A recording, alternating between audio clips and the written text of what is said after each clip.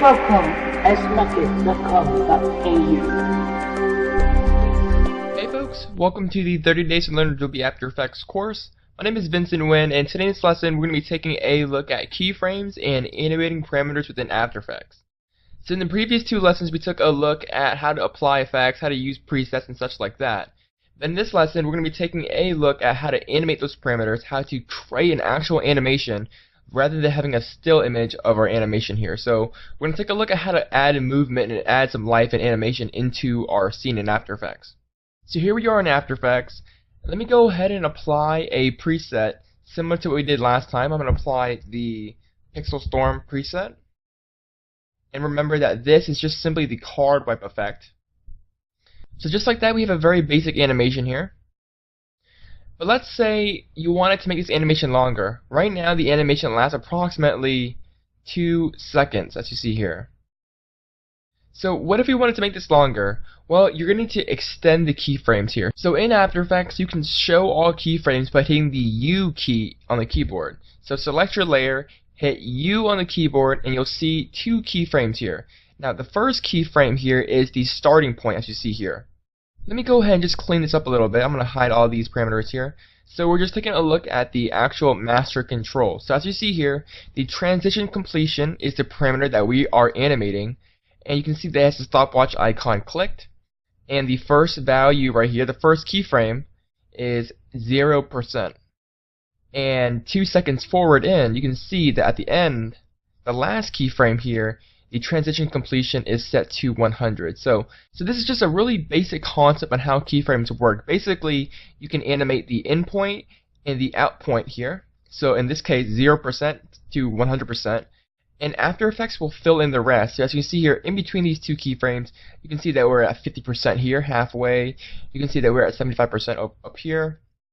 So pretty much all you need to do is animate the in points and the out points, or pretty much animate all the key points, otherwise keyframes, and then After Effects will fill in the rest and do all the work for you. So for an example, if we wanted to extend this animation to maybe 10 seconds, we would start at 0, 0 with the first keyframe, and then we'll move the last keyframe to 10 seconds. That way, After Effects will take 10 seconds to go from the beginning keyframe to the end keyframe, and that means that the animation is going to last 10 seconds long. So keyframes work and behave very similar to how they work in Sony Vegas or Premiere or any other application that has keyframes like Cinema 4D and 3ds Max. So that's pretty cool, and that's how you pretty much move keyframes around. You just click on them and you can drag them through the timeline as such. But let's say that maybe there's no keyframes, maybe we're not using a preset and there's no keyframes available. So you can highlight these keyframes, hit delete, and it's going to delete the keyframes here. So we're starting fresh here. So how the heck do we create a keyframe in the first place? How do we even get started? So this is just a clean text layer right here with no keyframes applied. There's no animation, as you see here. As we're scrubbing through the timeline, there's no animation going on. So we're going to start fresh. So we want to close the card wipe effect down. And I just want to focus on the card wipe master control up here. So we want to animate the transition completion. So how do we create a keyframe? I'm going to go ahead and hit this little stopwatch icon right here.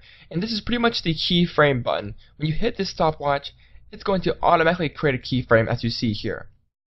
Now notice how these 2 parameters are the exact same thing. We have the transition completion up here, and then we have the transition completion down here. Now by default you may not see this, you just may see this. So again, remember, to reveal all your keyframes, hit U on the keyboard and you should bring up all the keyframes. So we have our first keyframe here, and let's say at 10 seconds we want the animation to shatter out. So we're going to move 10 seconds into the timeline here, and we're ready to set our keyframe. So how do we do this? Down here you can see that there's a little keyframe button right here. By clicking on it, you can add or remove a keyframe at current time. So in this case, there's no keyframe at 10 seconds long. So we're going to click on this button, and it's going to add a keyframe. And at this point, we're ready to animate our parameters. So once we have a keyframe down, we can actually change the parameter to, let's say, 0. So now, we start at 100% on the first keyframe, and the last keyframe is at 0%, and After Effects is going to fill in data in between.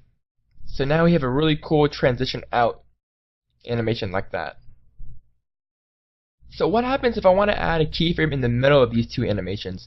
The same thing applies. After Effects is going to go from one keyframe to the next keyframe, fill it all in, and then progress from that keyframe to the next keyframe, so on and so forth. So After Effects pretty much does all the dirty work for you.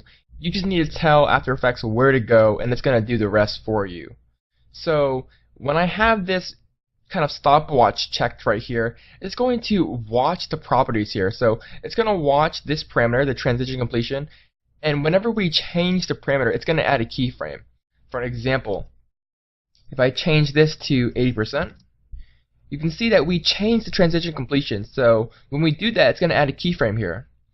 And we'll just move forward here, and maybe we want to make this 25%. So if we just type 25% in, it's going to add another keyframe because we're defining another route, we're defining another key point in time. And that way After Effects will do all the dirty work. So it's going to start from 100 here, and by the time it reaches the second keyframe, it's going to be at 80, and then it's going to go to 25, and then it's going to go to 0 here, just like how we defined it. Now if you create a keyframe really close to each other, for example right here, maybe we'll set it to 55%. You can see that it's very, very hard to, kind of choose these keyframes and kind of move it around. So you can zoom into the timeline by sliding the slider right here. And it's just going to zoom in, and you can grab your keyframe here and just move it around as such. So notice how I can change parameters two ways. I can either change the parameter right here in the timeline itself, in the transition completion, or I can actually edit it in the Effects Controls panel. Whichever way works best for you. I personally like to work in the timeline itself because it's all here. But of course, you can work however way you want to work. So let's just take a look at the different types of keyframes within After Effects. Now, you see this little diamond here. These are the default keyframes, but there are actually different types of keyframes that we can convert these regular keyframes to. So for an example, if I want to highlight this keyframe here, we can right-click, and then go to Keyframe Assistant, and then we have three types of keyframes we can choose. Easy Ease, which pretty much eases in the keyframe and eases out the keyframes. Easy Ease In, which is just going to ease the keyframe in, and Easy Ease the keyframe out. So, maybe these are too rough for you. As you see here, the animation kind of just suddenly stops here. I'm going to delete this keyframe here. The animation kind of just suddenly stops here. So maybe we want to easy ease these keyframes in. So I'm going to easy ease these keyframe by right clicking, going to Keyframe Assistant, and then going to easy ease out. That way this keyframe is going to nicely, slowly ease out. And for this keyframe here, maybe I want it to slowly come in. This is kind of just linear. These are just kind of linear keyframes. So it's going from this point to this point to this point to this point. There's no easy ease. There's no none of that ease going on. So maybe we want this thing to ease in slowly. So we can right click, go to Keyframe Assistant, and then select Easy Ease In. So it's going to ease in, it's going to ease out, and then maybe I want these keyframes to slowly come together, slowly get to 80% here, slowly get to 25% here.